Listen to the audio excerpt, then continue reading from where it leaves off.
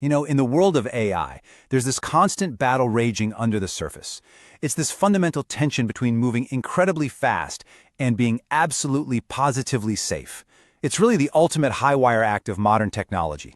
So let's just dive right into the core of it, because this isn't just some abstract technical question. It's the challenge, right? How do we build these smarter, more powerful systems and get that amazing speed we all want, without sacrificing the safety we absolutely need? To really get our heads around this balancing act, we're going to take a little journey. We'll look at this problem in three completely different arenas, each one with higher and higher stakes. We'll start small, in the controlled world of a data scientist's lab. Then we'll move to the high-efficiency factory floor, and we'll end up where failure is just not an option, the cockpit of an airplane. Okay, so our journey begins right here, at the lab bench. At this stage, the dilemma isn't about life or death. Not yet. It's about a much more fundamental question. How do you even choose the right tool to measure how reliable a new AI model is in the first place? Well, the main tool for the job is something called cross-validation. The easiest way to think about it is like a stress test for an AI. Before you let it out into the real world, you use cross-validation to get a solid, realistic guess of how well it's actually going to perform. It's how you kick the tires. And right away, we hit our first choice. On one hand, you've got tenfold cross-validation. It has what's called a higher bias. Think of that as a kind of built-in pessimism. It might slightly underestimate how good your model is, but your results are going to be stable and predictable. On the other hand, there's leave one out. It's approximately unbiased, which means it gives you a super accurate picture of performance, but it has higher variance. That means your results could be dead-on perfect one moment and then totally off the rails the next. So the trade-off is clear. Do you want a pretty good estimate that you can count on, or do you chase that perfect but unreliable answer?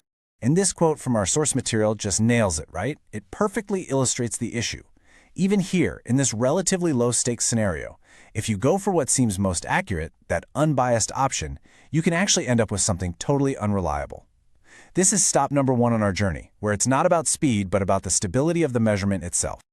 Okay, let's raise the stakes. We're moving from the lab to our next stop, the factory assembly line. Things are getting more serious now. We're not just measuring a model anymore. We're actively redesigning it to be faster, to be more efficient for real-world use. And the key trick here is a clever idea called an early exit.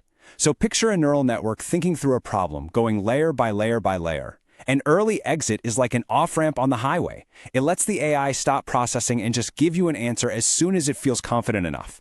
So here's how it works in practice. An input, let's say an image, goes into the network.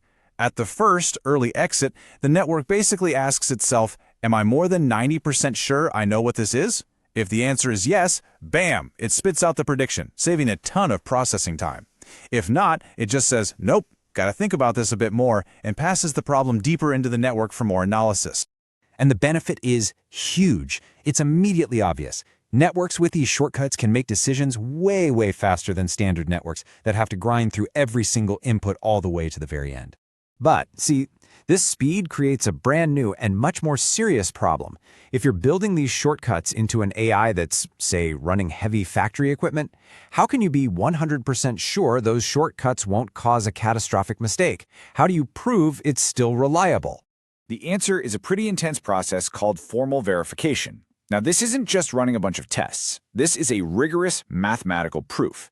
It's like having a super-powered quality control inspector who can check every single possible outcome to guarantee the system is safe. And here is the kicker. This is the really surprising discovery from the research. You'd think adding shortcuts would make the AI way harder to verify, right? More complicated. But it turns out, for the cases that are proven to be safe, verifying a network with these early exits can be up to 10 times faster than verifying a standard one. I mean, how wild is that?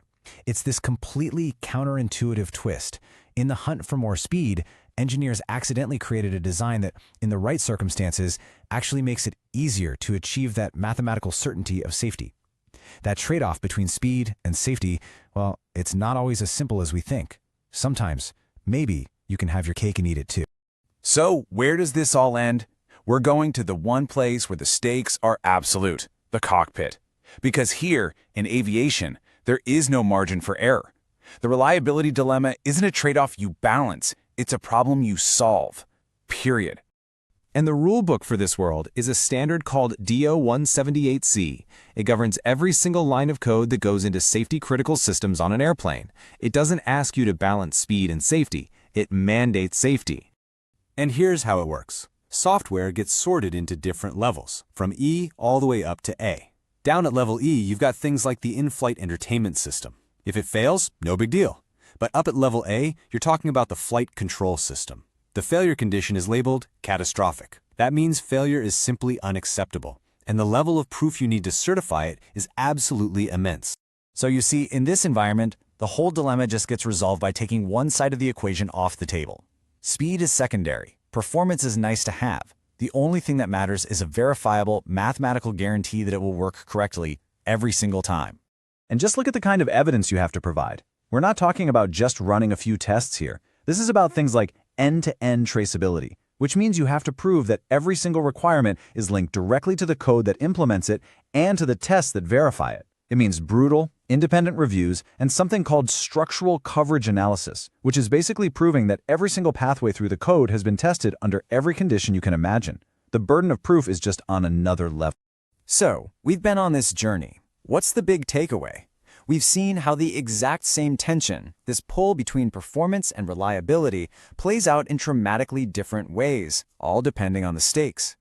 Remember, on the lab bench, it was a subtle choice about how you measure things. Do you want a stable result or a perfectly unbiased one?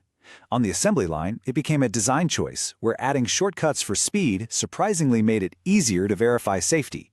And finally, in the cockpit, there was no choice. The dilemma was just solved by a simple mandate. Safety is number one, period. And that leaves us with the critical question for all of us, for our future. From that quiet lab bench to the high-stakes cockpit, we've seen that the line between fast enough and safe enough is not set in stone. As AI continues to move into our cars, our hospitals, and every corner of our homes, the challenge really falls to us. Who gets to decide which standard applies? Are we building for the lab bench, the assembly line, or the cockpit? And how do we make sure we get that choice right?